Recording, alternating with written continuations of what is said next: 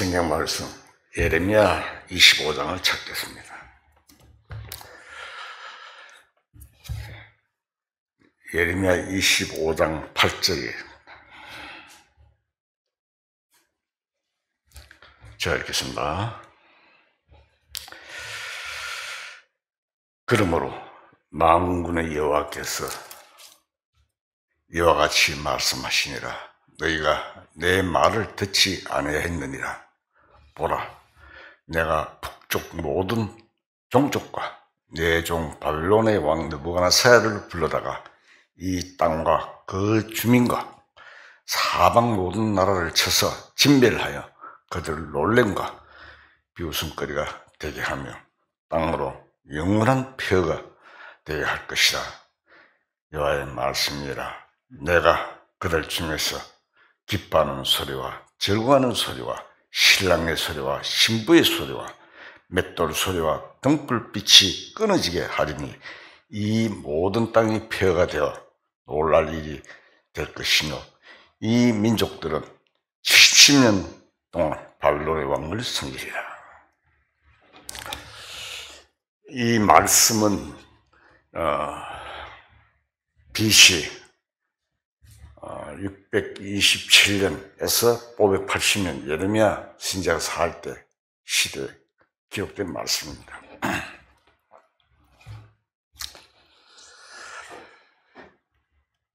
이스라엘 민족에게는 하나님을 떠나서 이방 신을 섬기는 죄가 가장 큰 죄였습니다. 지금 우리들에게는 우리 마음이 세상을 사랑하고 섬기는 것이 바로 우상 숭배입니다. 우리가 이방 사람들과 같이 어떤 돌에다가 나무에다가 절을 하고 하지는 않지 않습니까? 그래서 우리 마음이 세상을 사랑하고 하는 것이 바로 우상 숭배다, 이런 말입니다. 보통 사람들은 화를 내거나 또 도둑질을 하거나 거짓말하는 이런 일들이 현저한 죄인 줄만 알지만 마음이 주님을 떠나 세상으로 향하는 것은 겉으로는 드러나지 않는 죄이기 때문에 별로 죄로 여기지 않습니다. 그러나 우리 마음이 세상을 사랑하고 좋아하고 단절해가는 상태가 바로 우상 숭배의 큰 죄인 것입니다. 하나님 앞에. 야고보서 4장 4절을 찾겠습니다.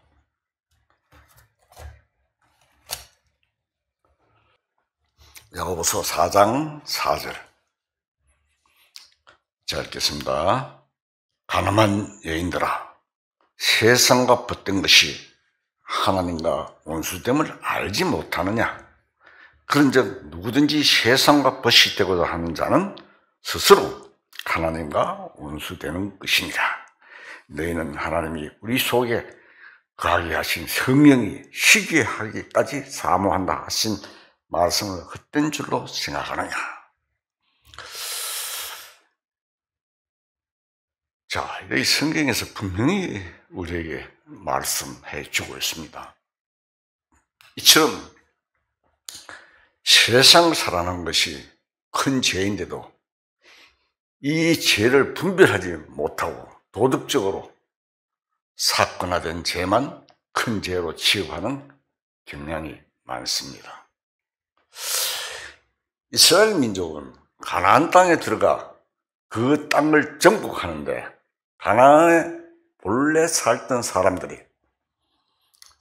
섬기던 바알 신이나 아스타롯 신을 섬기는 우상 숭배의 결과로 북쪽 이스라엘은 BC 722년에 멸망을 당했습니다. 그리고 남쪽 유다도 마찬가지로 우상 숭배하는 죄로 하나님께 벌을 받았습니다. 이스라엘이 둘로 갈라졌죠. 북쪽은 이스라엘, 남쪽은 유다로 갈라졌습니다. 다윗 이후에. 그래서 그 주변에 있는 나라들이 이스라엘을 쳐들어와서 이스라엘 민족을 잡아가는 일들이 연속적으로 기록을 보면 나타납니다. 다윗 이후로 이스라엘 왕국의 역사가 항상 그렇습니다. 쭉 읽어보면 우상 숭배의 결과로 이방 사람들에게 잡혀가 몇 년 혹은 몇십 년 동안 고생을 했습니다. 그러다가 BC 586년에 남쪽 유다도 멸망하여 바벨론으로 바로 잡혀갔습니다. 바벨론은 현재 어디냐 하면 이라크 수도 바그다드 거기입니다. 이스라엘은 바벨론의 포로로 잡혀간 지 70년 만에 돌아왔습니다. 우리가 오늘 본문 읽었죠. 그렇게 예레미야 때 이미 발표를 했습니다. 이거는. 그래서 이스라엘이 멸망하고 난 뒤에 136년 후에 유다도 멸망했습니다. 지금도 하나님께서는 우리 개인적으로 저지르는 어떤 죄보다 우리의 마음이 하나님을 떠나서 하나님보다 세상을 더 사랑하는 우상 숭배의 죄를 훨씬 더 크게 보십니다. 세상을 사랑하는 우리 마음의 상태가 어떤 상태냐 하면은 바로 바벨론으로 잡혀간 상태인 것입니다. 구약은 우리에게 교훈을 주시는 것입니다. 항상 구약의 교훈을 보면서 우리가 살아가야 하는 것입니다. 계시록 18장을 찾겠습니다. 계시록 18장 1절. 자, 읽겠습니다. 이 일 후에 다른 천사가 하늘에서 내려오는 것을 보니 큰 권세를 가졌는데 그의 영광으로 땅이 환하여 지더라. 힘찬 음성으로 외치되 무너져두다 무너져두다 큰 성 바빌론이여 귀신의 처소와 각종 더러운 영이 모이는 곳과 각종 더러운 가증한 새들이 모이는 곳이 되었도다. 그 음행의 진노의 포도주를 말미암아 만국이 무너졌으며 또 땅의 왕들이 그와 더불어 음행하였으며 땅의 상인들도 그 사치의 세력으로 치부하였도다 하더라. 또 내가 들으니 하늘로부터 다른 음성이 나서 이르되 내 백성아 거기서 나와 그의 죄에 참여하지 말고 그가 받을 재앙을 받지 말라. 그의 죄는 하늘에 사무쳤으며 하나님은 그의 불의한 일을 기억하신지라. 그가 준 그대로 그의 주고 그의 행위대로 갑절을 갚아주고 그가 섞인 자녀도 갑절이나 섞어 그에게 주라. 그가 얼마나 자기를 영화롭게 하였으며 사치하였던지 그만큼 고통과 애통함으로 갚아주라. 그가 마음에 말하기를 나는 여호와를 앉은 자요 가부가 아니라 결단코 애통함을 당하지 아니하리라 하니 그러므로 하루 동안에 그 재앙들이 이르리니 곧 사망과 애통함이 흉년이라. 그가 또한 불에 살라지리니 그가 심판하시는 주 하나님은 강하신 자이십니다. 자, 여기 보면은 이 바벨론 패망에 대해서 쭉 기록해 나왔습니다. 이 바벨론은 장차 무너질 세상을 말합니다. 이 세상은 얼마 안 있으면 곧 무너질 세상인데 악착같이 마음을 거기다 두고 살아가는 삶이 바로 우리 마음이 바벨론의 포로로 잡혀가는 마음인 것입니다. 우리가 이 세상을 사랑하면 신앙적인 갈등이 일어납니다. 그리고 장차 환난을 당하게 되는 것은 말랍니다. 우리는 자신의 마음이 세상을 향할 때 즉시 이것이 잘못되었구나. 내가 너무 세상을 사랑하고 세상만 쫓아가다 보니까 내 마음이 주님을 사랑하는 마음이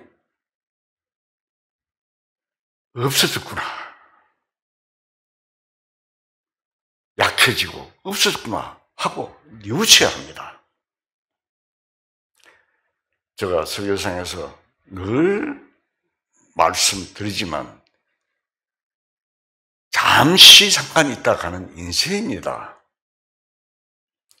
우리 주변에 요즘 매스컴에서도 구군가 칼키인가 그 이름을 지금 잘 모르겠는데 저기를 당했잖아요.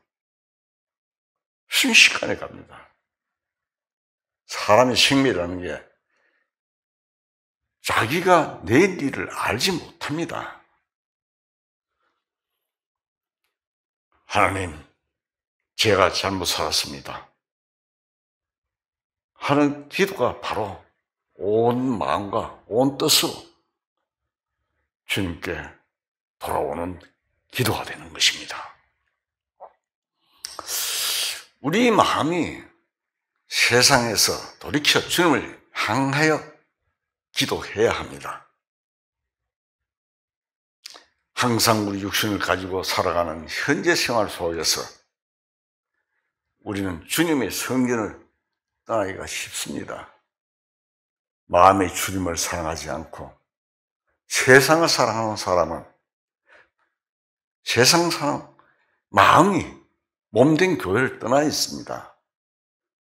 교회라는 것이 어떤 것인지 수차 말씀을 드렸죠. 그리스도의 몸입니다. 에클레시아.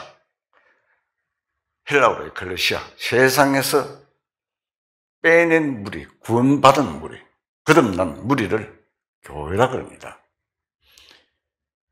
여기 교제에서 분리되는 사람은 교회를 떠나 있는 사람입니다.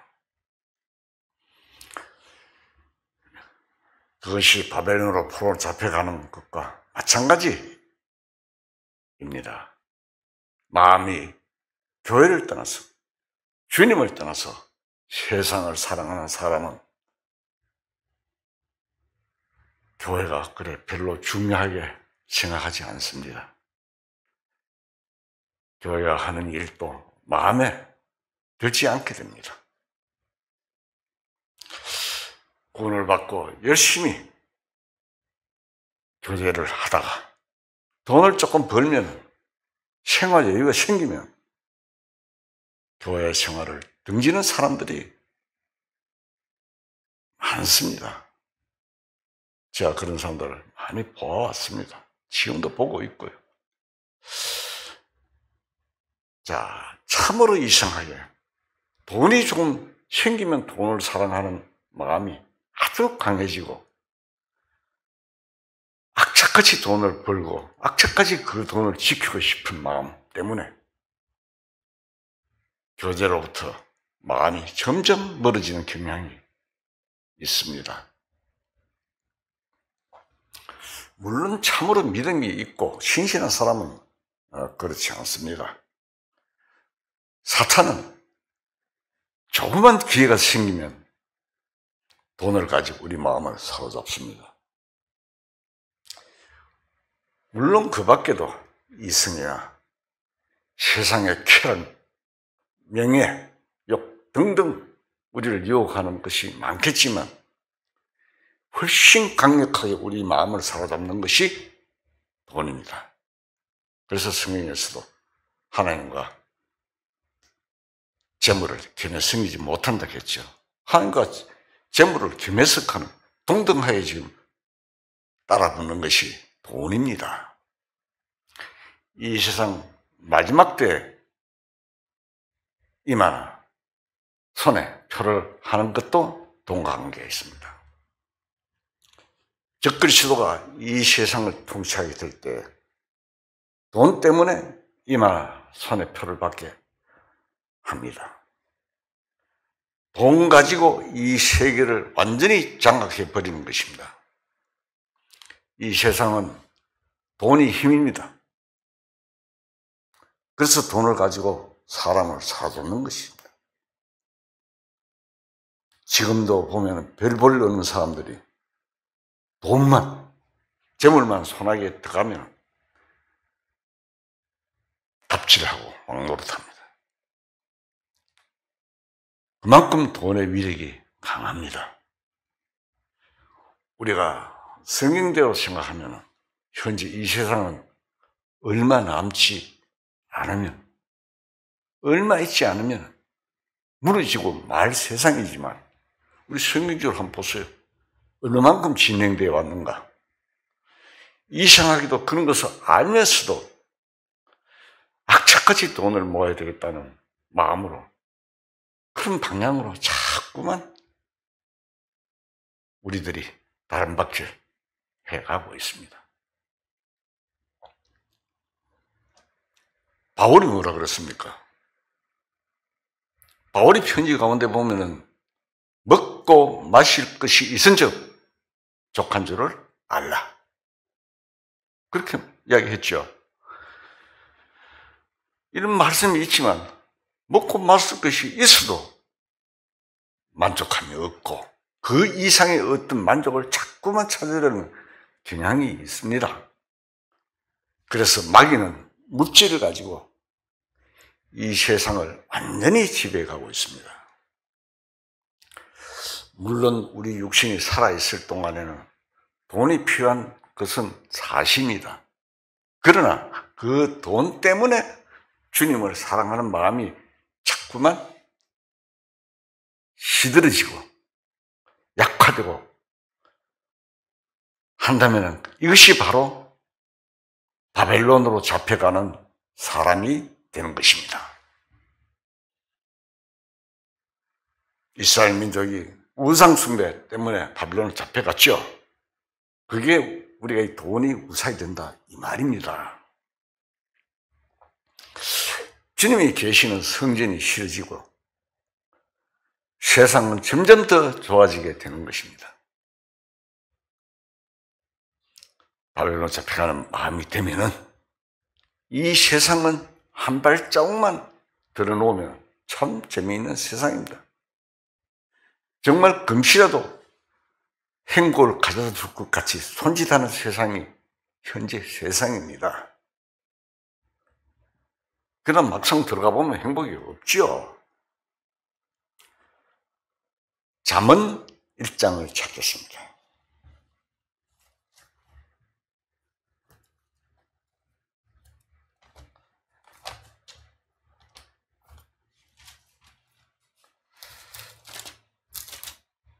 잠언 1장 24절.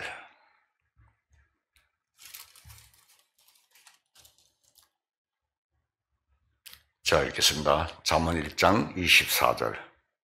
내가 불렀으나 너희가 듣기 싫어하였고 내가 손을 폈으나 돌아보는 자가 없었고 도리어 나의 모든 교훈을 멸시하며 나의 책망을 받지 아니하였은즉 너희가 재앙을 만날 때 내가 웃을 것이며 너희에게 두려움이 임할 때 내가 비웃으리라. 너희의 두려움이 강풍같이 임하겠고 너희의 재앙이 폭풍같이 이르겠고 너희에게 근심과 슬픔이 임하리니 그때 너희가 나를 부르리라. 그래도 내가 답하지 아니하겠고 부지런히 나를 찾으리라. 그래도 나를 만나지 못하리니. 사람이 하나님의 책망을 듣고 돌이키지 않다가 환난 날에 하나님께 아무리 부르짖어도 그때는 일체 듣지 않으신다는 말씀입니다. 이 말씀은 구원을 못 받은 사람이 하는 말씀입니다. 주님의 음성을 듣지 않고 배척하고 살던 불신자들이 나중에 환난 때 가서 아무리 부르짖고 소리쳐도 주님이 안 들으신다고 되어 있습니다. 이 환난은 이 세상의 끝에 환난을 말합니다. 구원을 받은 사람은 우리 마음이 세상으로 기울어져서 믿음을 상실하고 세상을 사랑했다 하더라도 화난 때 우리가 주님께 기도하고 주님을 부르면 주님이 들어주겠습니까? 안 들어주겠습니까? 들어주십니다. 그래서 주님의 생명을 받은 자, 안 받은 자의 차이점입니다.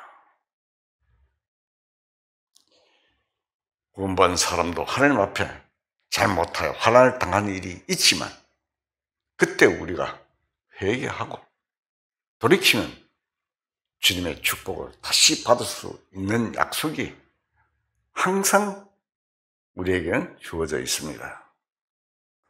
이것이 이 세상 사람과 완전히 다른 것입니다. 얼마나 큰 축복입니까? 이 축복을 받은 자들이 주님의 뜻에 합당하게 살아가야 되지 않겠습니까? 이 세상 사람들은 환난을 만나면 결코 피할 수가 없습니다. 그러나 우리는 하나님의 약속이 있기 때문에 그 안에서 항상 믿음의 생활을 해야 합니다.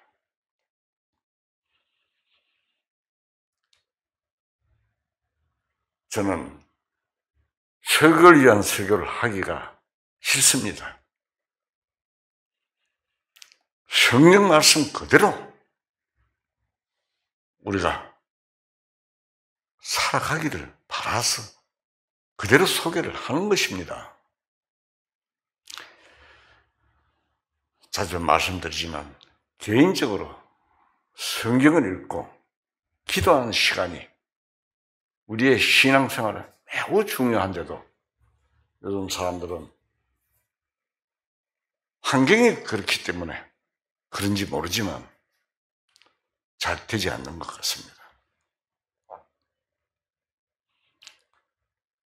그래서 개인적으로 성경을 읽거나 주님과 대화하는 시간이 없이 그저 이렇게 모여서 성경 말씀 듣고 성경 읽고 기도하자고 하면 따라하고 그것만으로 살아가는 분들이 많지 않은가 이렇게 생각이 듭니다.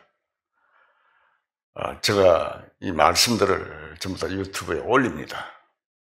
올리면은 여기 참석 못한 분들이 많이 듣고 있습니다. 그래서 전체 듣는 분들을 위해서 제가 말씀을 드리는 겁니다.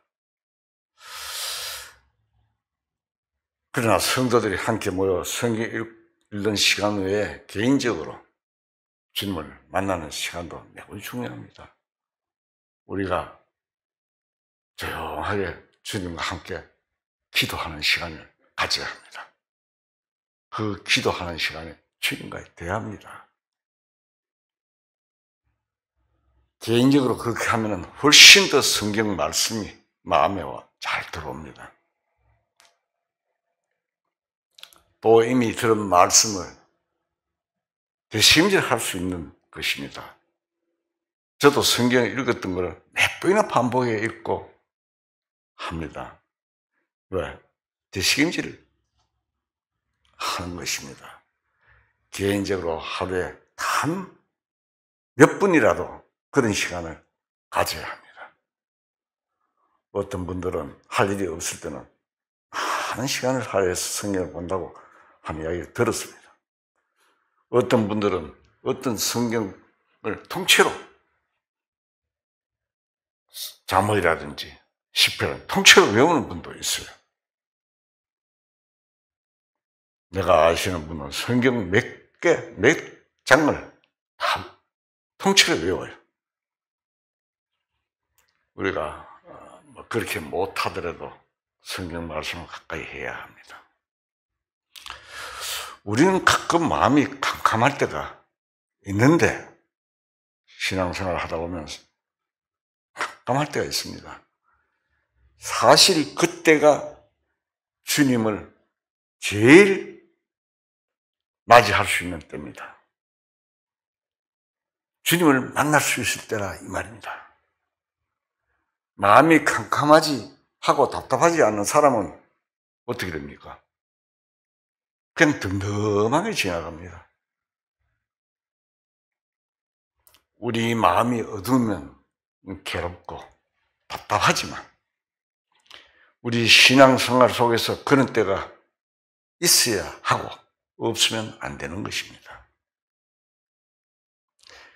구원을 받았지만 항상 변화없이 덤덤하게만 살아가는 사람은 주님 은혜를 맛보기가 좀 어렵습니다.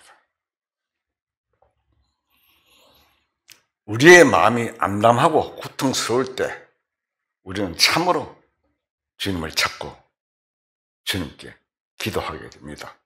여러분들 어떤 일 당하면 주님 앞에 기도가 나오죠? 주님,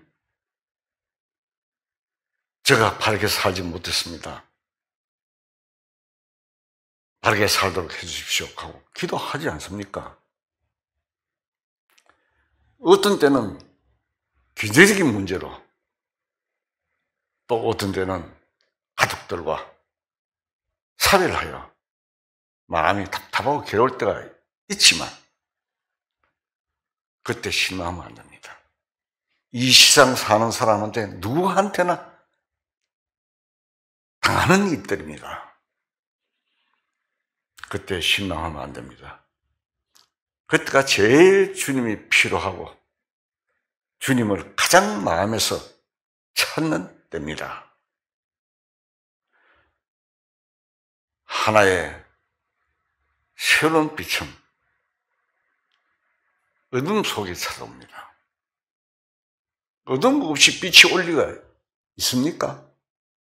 없습니다. 어두울 때 반드시 빛이 오게 됩니다. 마음이 어두워서 견딜 수가 없는 그때 가장 빛을 요구하는 때입니다. 신앙생활 속에 큰 축복을 받을 수 있는 때인데도 많은 사람들이 그런 때를 당하면 그만 좌절한다거나 적당하게 자기 방법대로 처리해버리고 많은 경향이 있습니다. 내 힘으로 하는 것이 아니고 주님께 간구하고 주님께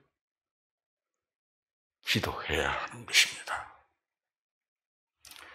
이 세상 사람들은 대부분 어려울 일을 당하게 되면 자기의 신세를 한탄합니다. 그렇죠? 누가 뭐라고 하면 아이고 내 팔자야 하고 그런 소리 많이 듣잖아요. 내 팔자가 왜 이래 하잖아요.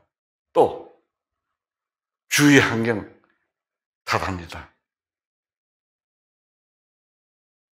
아니면 다른 사람을 원망합니다. 그 사람 없으시면 내가 이런 일을 안 나가는데 원망을 합니다.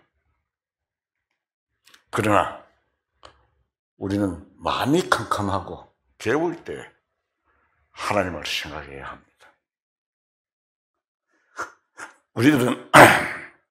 우리들은 어떤 어려운 문제가 생길 때 주위 환경이 변하기를 바라는 마음이 많습니다.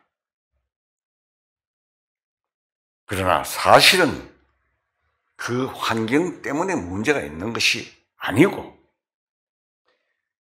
내 마음 속에 주님이 안 계시는 것이 문제입니다.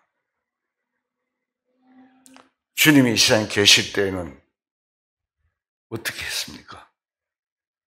주님이 계시는 곳에 그곳에 가면 병자들이 치유를 받습니다. 주님이 바다에 가면 풍랑이 잔잔해집니다. 주님 계신 곳에서는 모든 문제가 정리되는 것입니다. 우리 마음속에 정말 주님이 계시면 주변 환경이 전혀 변하지 않더라도 모든 문제가 정리가 됩니다. 하나님이 내 곁에 계시느냐, 안 계시느냐 하는 것이 문제입니다. 찬송가를 우리가 부를 때 그냥 곡만 좋아서 부르면 안 됩니다. 가사를 자세히 보면은 그런 사람들이, 그 가사를 기록한 사람들이 성경에서 자기가 경험한 바를 또 구원받고 그 경험한 바를 가사로 옮겨 놓습니다. 우리가 당하는 환난과 어려움도 만일 하나님만 우리가 함께 계신다면 문제가 되지 않습니다. 주님이 우리 마음속에 계시고 우리 마음이 주님 안에 있느냐가 문제입니다. 하나님의 방법입니다. 우리가 성경 말씀을 통해서 성령이 주시는 빛을 받으면 우리 환경이 달라지지 않더라도 모든 문제가 다 해결됩니다. 저는 그러고 난 후에 이런 일들을 많이 경험을 해 보았습니다. 로마서 1장 17절을 찾겠습니다.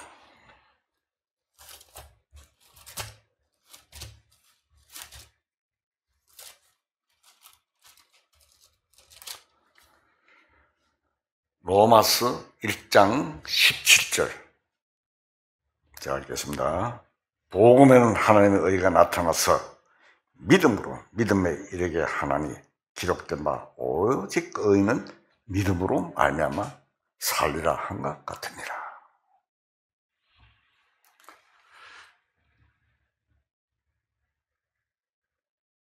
믿음에서 믿음에 이른다는 말입니다. 신앙생활은 믿음으로 살아가는 것입니다.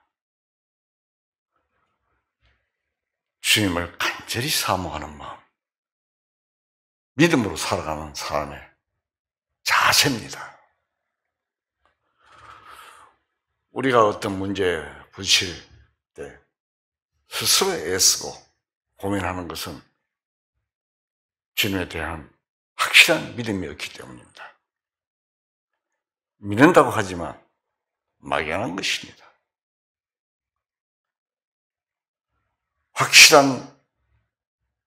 확실히 구원해 주신 것은 믿지만 현재 우리가 살아가는 동안에 늘 주님이 함께 계신다고 하는 사실에 대해서는 굉장히 추상적이고 막연한 생각을 가지고 있습니다. 찬송가 듣고 있죠.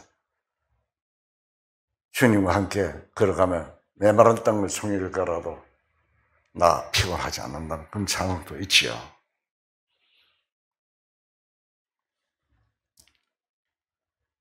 정말 주님이 함께 계신다는 것이 확실하면 우리가 아무것도 두려워하거나 염려할 필요가 없지 않습니까? 우리 환경이 어떻든 간에 아무것도 문제될 것이 없습니다. 우리들은 마음이 어둡고 깊은 수렁에 빠진 듯한 신앙생활 속에 있을 때 자기가 연약한 것을 발견하는 것이 바로 자기 부정입니다.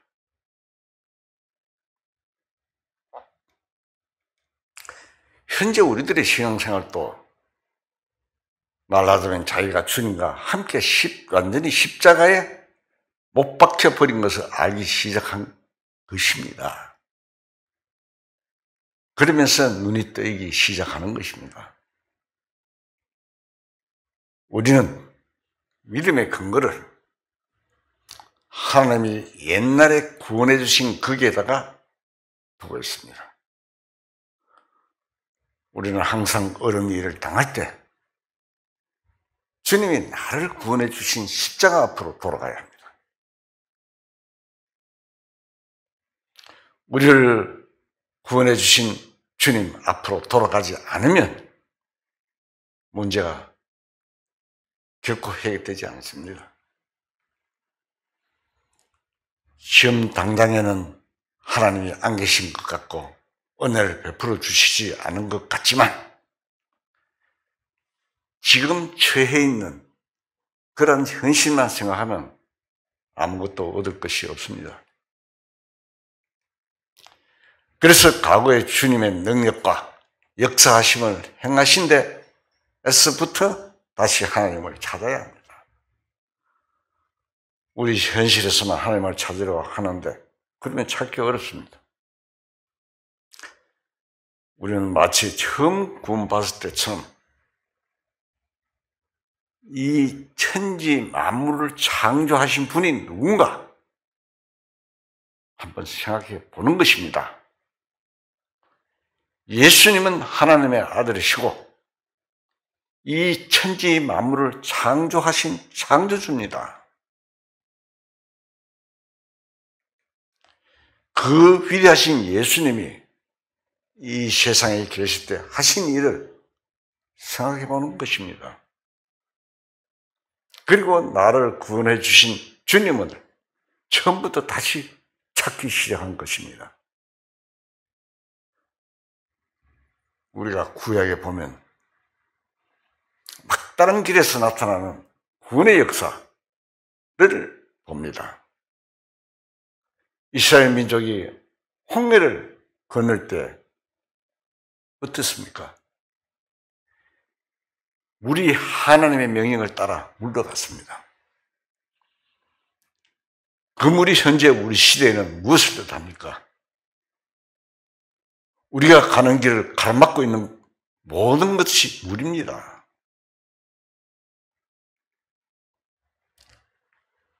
한번 그때를 한번 생각해 보십시오.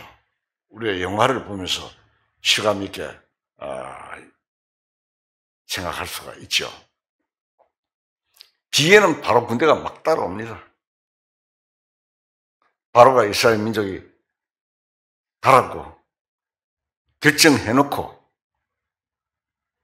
그 대군 70만, 장정의 숫자 70만, 그러니까 한 3,400만 되죠. 3,400만 명 가까이 되죠. 가족까지 다 하면. 그 많은 무리가 가니까 바로 군대가 뒤에 따라옵니다. 바로 군대 걸어옵니까? 마차를 타고 말을 타고 뒤에 따라옵니다. 그러니까 앞에는 어떻습니까? 홍해가 가로막혀 있습니다. 홍해, 파도가 넘치는 홍해 앞에 딱 버티고 있습니다. 그때 유대인들이 뭐라 그랬습니까? 모세를 원망했죠. 모세를 원망하면서 이제 우리는 다 죽었다. 우리를 공연히 끌어내가 여기서 다 죽게 한다고 원망을 했습니다. 이스라엘 민족들이 10가지 재앙을 보고 구원을 받는 것을 자기들이 경험하고도 출애굽기 14장 13절 한번 봅시다.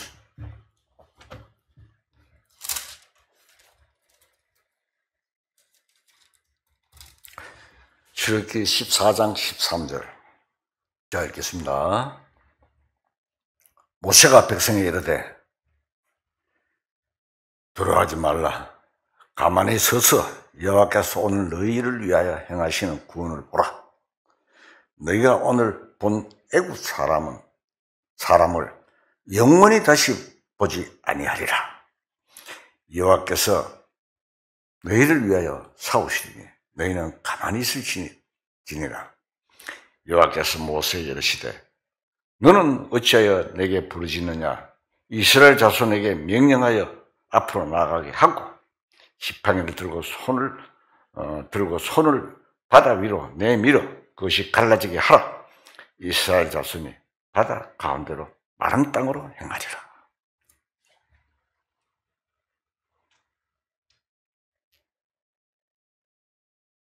이스라엘 민족이 아우성을 치자 모세는 그들에게 말하기를 이제 하나님의 구원을 볼 것이라 하였습니다.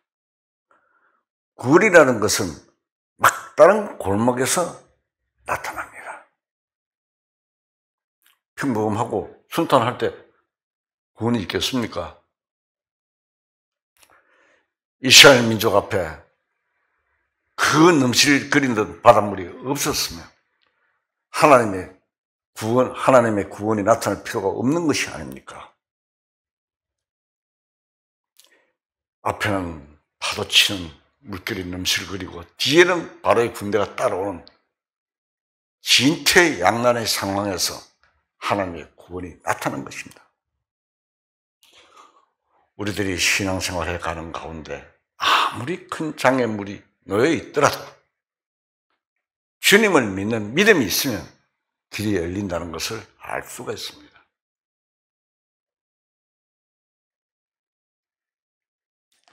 하나님을 눈으로 보거나 만질 수는 없지만 하나님의 길이 바다 속에 나 있다는 것을 알았습니다. 분명히 거기에 하나님이 계셨던 것을 알았습니다.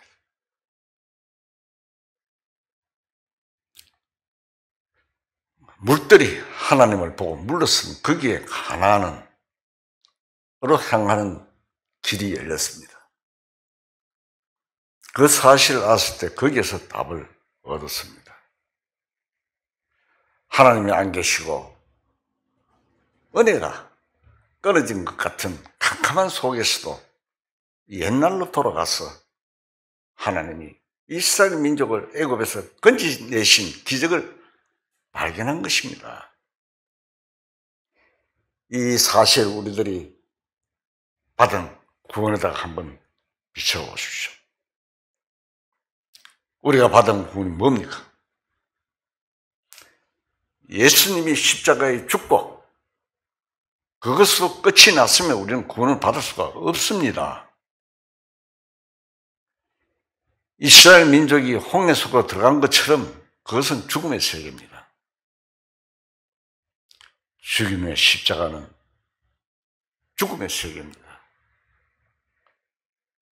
그러나 그 죽음의 세계뿐이면 길이 없습니다.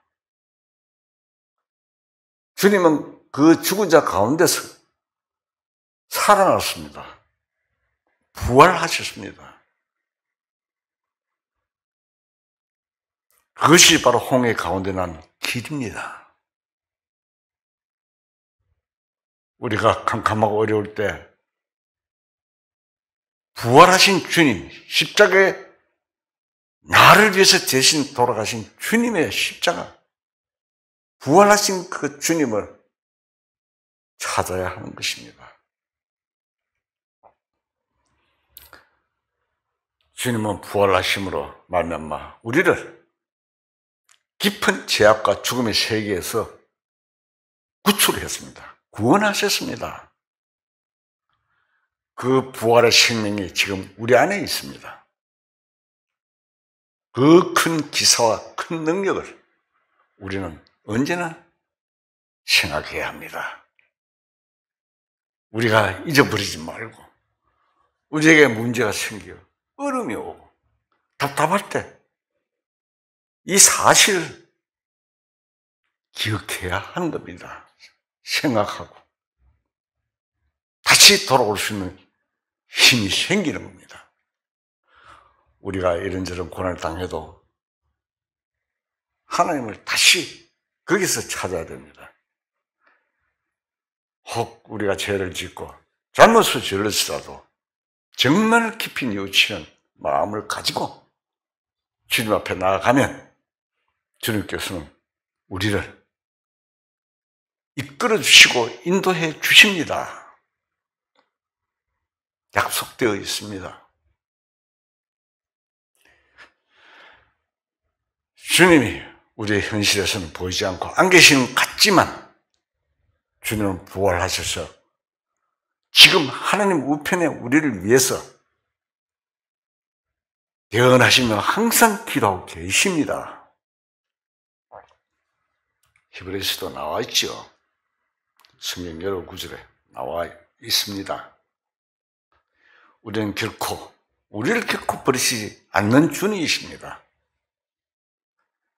결코 우리들을 버리시지 않는 주님을 발견하고 모든 문제를 거기에서 풀어줘야 합니다. 비록 직접 눈으로 볼 수 없는 하나님이시지만 아무리 무서운 환난과 어려움 속에서도 우리를 생명의 길로 인도하시는 하나님이신 것을 우리들은 참으로 알아야 합니다. 지금 우리들도 말씀을 통해서 현실적으로 마주치는 여러 가지 문제의 답을 얻을 수 있으리라 생각됩니다. 히브리서 8장 10절을 찾겠습니다.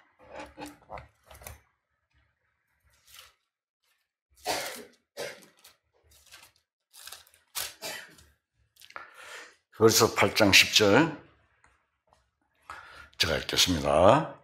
또 주께서 이르시되 그날 후에 내가 이스라엘 집과 맺을 언약은 이것이니 내 법을 그들의 생각에 두고 그들의 마음에 이것을 기록하리라. 나는 그들의 하나님이 되고 그들은 내게 백성이 되리라. 또 각각 자기 나라 사람과 각각 자기 형제를 가리켜 이르기를 주를 알라 하지 아니할 것은 그들이 작은 자부터 큰 자까지 다 나를 압니다. 이제 주를 알라고 할 필요가 없는 것은 다 주님을 알게 된다는 뜻입니다. 물론 이 말씀은 천황교에 대한 말씀은 아닙니다만 어느 시점에 가면 이 온 세상이 예수님을 다 알게 됩니다. 전 세계적으로 예수님 모르는 사람이 있습니까? 예수 공산주의자들이 예수 믿는 사람을 박해합니다. 예수 안다는 이야기 아닙니까? 이 온 세상에 예수님을 모르는 사람이 없습니다. 이 세상에 살아있는 사람 중에 한 사람도 빠짐없이 다 압니다. 이 세상에 주님을 알므로 통일되는 것입니다. 그때 주님이 절대자로 세상을 통치하게 되는 것입니다. 바야로 이 세상은 그 목적지를 향해서 모든 일들이 착착 이루어져 가고 있습니다. 조금만 영간이 뜨이면 이 세상을 보면 환하게 보입니다. 그런데 우리는 먼저 주님을 알았으니 굉장히 큰 축복을 받은 것입니다. 우리는 성령으로 말미암아 주님 안에서 거듭났기 때문에 주님을 아는 것입니다. 아직 알아야 할 부분들이 많습니다. 주님의 거룩함을 우리가 계속 더 알아가는 것이 필요합니다. 우리가 주님을 더욱더 알아가는 생활을 해야 합니다.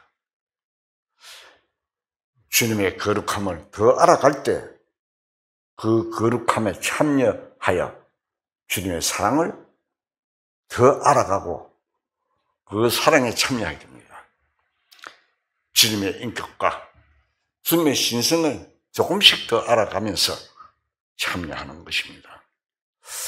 기본적으로 우리는 주님께로부터 났기 때문에 주님을 더 알 수 있는 능력을 가지고 있습니다.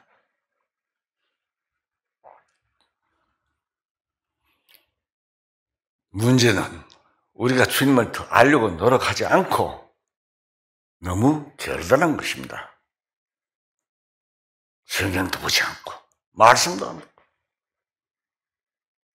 그래서 요새 바보 상자 TV 앞에만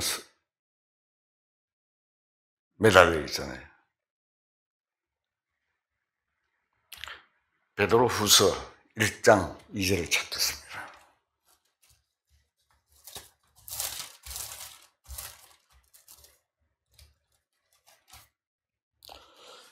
베드로후서 1장 2절.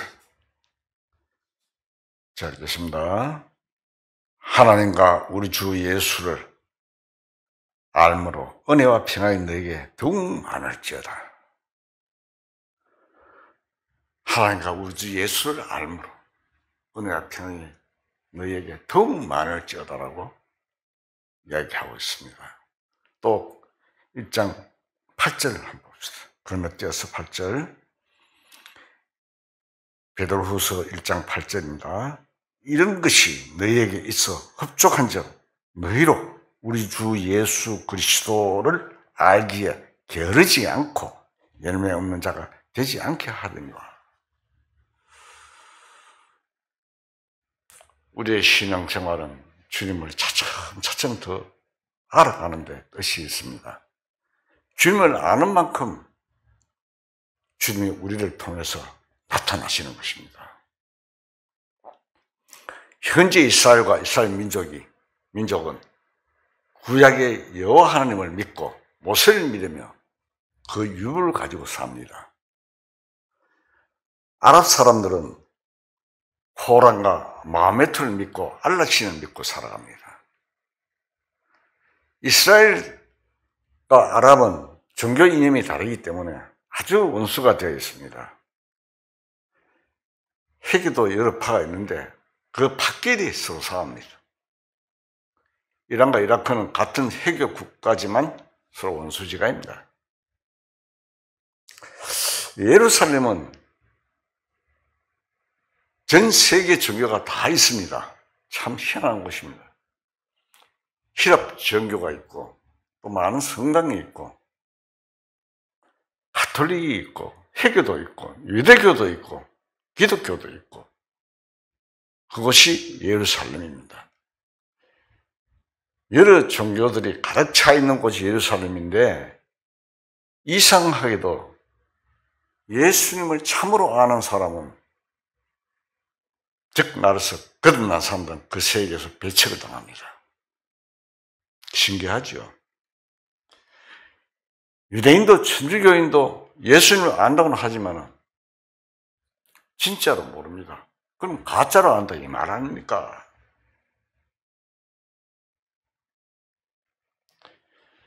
지금은 여러 종교들이 서로 원수가 되어 있습니다. 그러나 주님이 오시면 믿음이 온 세상에 가득 차버리니까 완전히 평화의 세계가 됩니다. 그날이 멀지 않다고 저는 보고 있습니다. 한 사람도 남김없이 전부 다 예수님을 아니까 모든 것이 통일되어 버립니다. 그래서 예수님이 통치하시게 되는 것입니다. 만왕의 왕으로.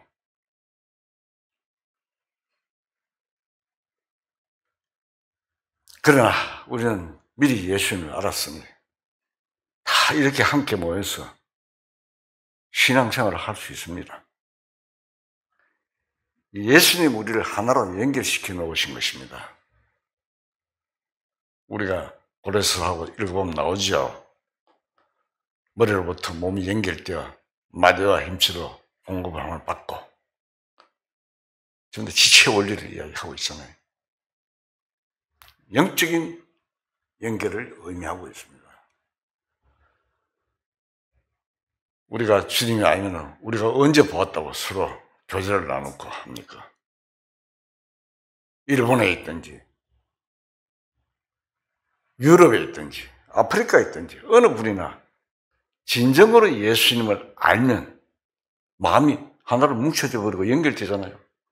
감정하다 보면 아 그래 나도 그랬어. 그렇게 서로 통하는 것입니다. 바로 그러한 이상적인 세계가 이루어지지만 아직 우리는 육신이 있기 때문에 시간과 공간을 제한을 받고 있는 육신이 있기 때문에 그 육신이 경계가 되어서 불협화음이 있기도 합니다. 여호와께서 민족들 등록하시게 됩니다. 천년왕국이 이루어지면 온 세계 민족이 주님이 다스리는 백성으로 전부 등록이 됩니다. 우리는 이미 등록되어 있습니다. 주님 백성으로 등록된 사람들입니다. 우리는. 로마서 11장 25절을 찾겠습니다.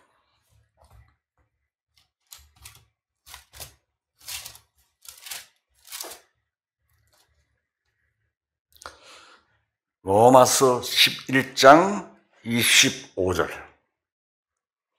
자, 읽겠습니다.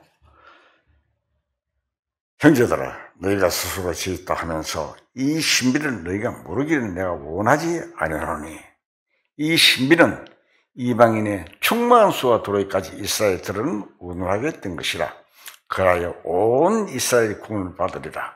기록된 바 구원자가 시온에서 오사 야곱에게서 경건하지 않는 것을 돌이키시겠고, 내가 그들의 죄를 없이 할 때 그들에게 이루어질 내 언약이 이것이라 한 것 같으니라.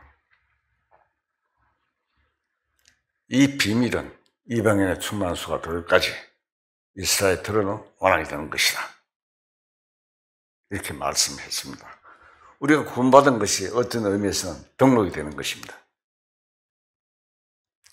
우리가 구원을 받아서 이방인의 예정된 그 숫자 속에 들어간 것입니다.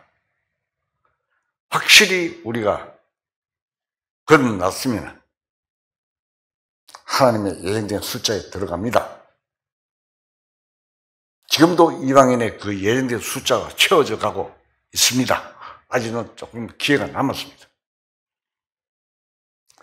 그 충만한 수가 들어까지 이스라엘들은 완악하게 된다고 했습니다.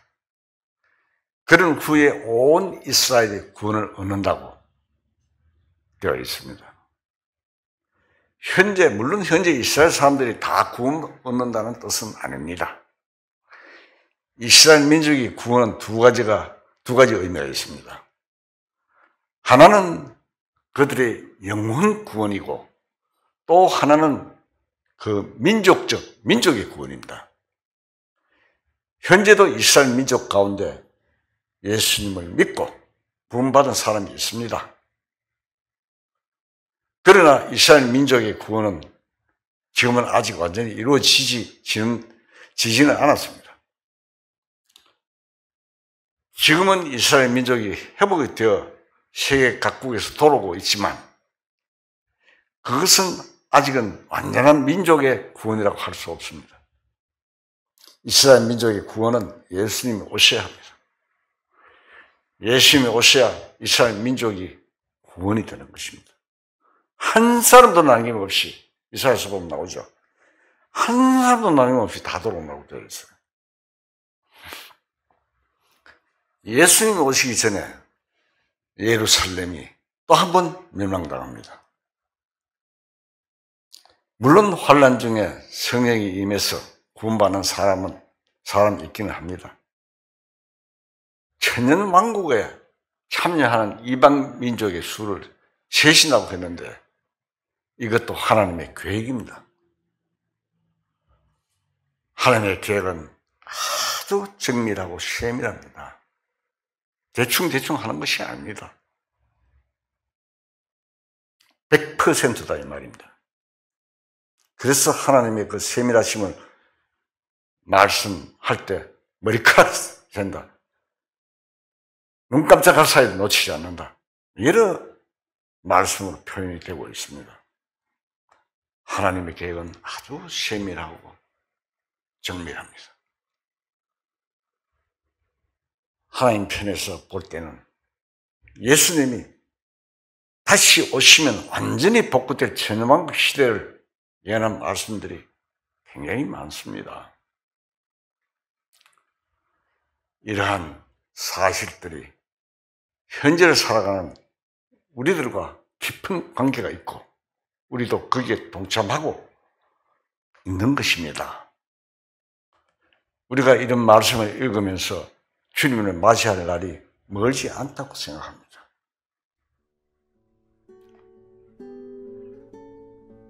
언제일지는 확실히 모르지만 너에게는 도둑같이 오지 아니하리라 라는 말씀을 우리가 생각할 때 주님이 오실 날이 멀지 않다는 것을 느낍니다. 우리가 바라는 그런 일들이 닥쳐온다는 것은 틀림없는 사실입니다.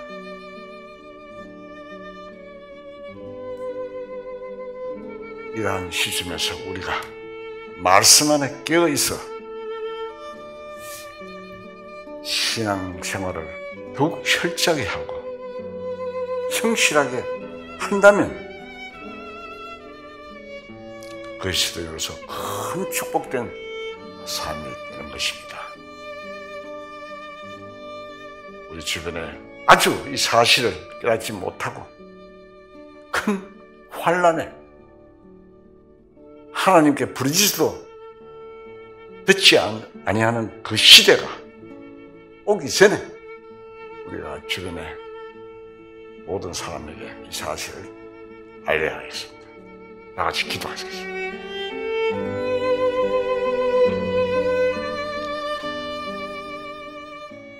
사랑이 되시고 전능하신 하나님 아버지, 거룩하신 진리의 말씀을 깨닫게 해주신 은혜 감사합니다. 부족하였고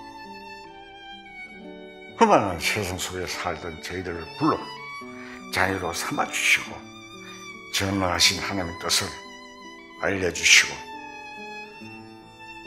하늘의 소망 가운데 살게 하여 주신 은혜 감사와 영광을 돌립니다. 남은 만남들을 주님께 부탁드리며 또한 믿음 가운데 살아갈 수 있도록 도와주시옵소서. 모든 말씀 우리 주 예수 그리스도의 이름으로 감사하며 기도드리옵나이다. 아멘.